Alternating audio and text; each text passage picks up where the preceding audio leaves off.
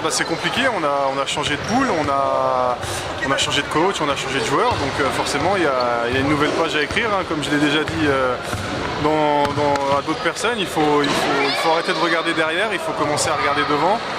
Poule abordable, pour moi un peu moins forte que l'Alsace en termes de favoris, en termes des équipes favorites. Après, on n'en est qu'à notre deuxième match, donc on va pas tout de suite tirer la sonnette d'alarme, mais c'est compliqué.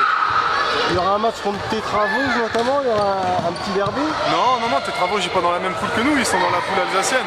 Ah, on aurait peut-être eu un match sûr de gagner, j'ai envie de dire, donc voilà, c'est dommage. C'est dommage. Oui, pour eux, c'est un dur apprentissage quand même de la N3. Hein. Bah, je pense, après voilà, ils ont fini 5e ou 6e de la Prénat, donc forcément jouer en National 3 c'est un peu compliqué pour eux, quoi. Bon, qu'est-ce qui manque à Lebé-Mirecourt cette saison selon toi? Une première victoire. Non, on est un peu orphelin de Goff qui est parti et qui a du coup laissé une empreinte importante dans le club.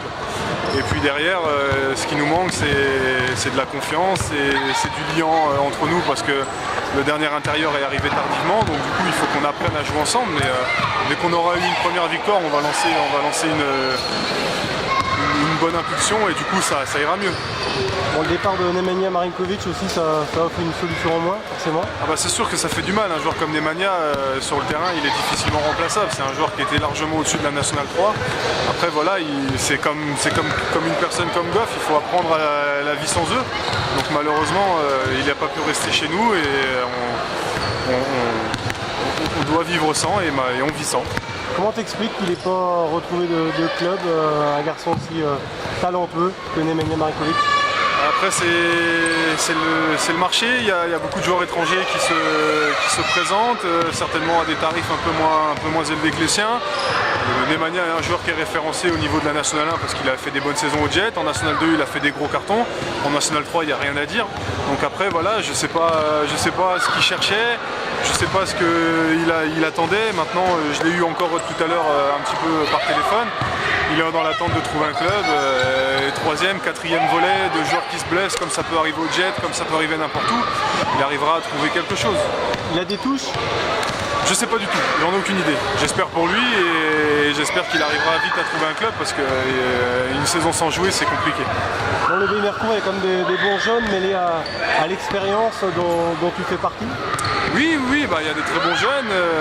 On a récupéré des jeunes à droite à gauche. On a récupéré Jérôme Sombatana qui est un très bon jeune. Il y a mon petit frère qui est arrivé aussi pour venir se mêler un peu à tout ça, donc c'est intéressant. Après voilà, l'expérience, on a un joueur comme Didou, il y a moi, il y a de par son âge, il y a aussi Stéphane Dubois, donc forcément il faut essayer de mélanger l'ancien et le nouveau et faire un truc sympa. Qu'est-ce qui diffère dans les méthodes de coaching, Geoffroy Selzer et Gaëtan Formet?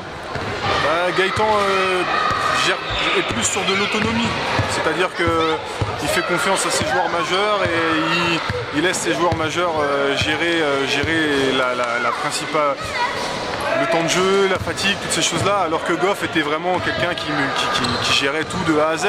C'est deux techniques complètement différentes qu'on peut pas vraiment les comparer ni les juger parce que c'est comme un chef d'entreprise qui va avoir sa façon à lui de faire les choses et un autre chef d'entreprise une autre façon. Donc c'est chacun sa propre technique. Après il faut que tout le monde arrive à adhérer à celle de Gaëtan. Et quand tout le monde aura adhéré à celle-là, il y aura plus de problème. Mirecourt vise un maintien tranquille alors cette saison. On va déjà jouer le maintien et puis après si on a l'opportunité de jouer mieux, on jouera mieux. On va pas se mentir, hein, on est à 0 victoire de défaite, on est dernier ex-aequo avec je sais plus qui, mais voilà, aujourd'hui on peut pas prétendre à jouer la montée. Donc on prétendra jouer la montée quand on sera bien dans nos baskets. Prochain match? Marne-la-Vallée en déplacement, match compliqué, hein, on a un début de saison qui est très difficile. Après voilà, je pense qu'en ayant 15 jours d'entraînement, parce que ce soir on n'a pas joué, on va réussir à remettre un peu d'automatisme en place au niveau de l'attaque et de la défense et on va aller jouer à Marne-la-Vallée sans pression. De toute façon on est à 0 victoire, donc on peut pas faire pire.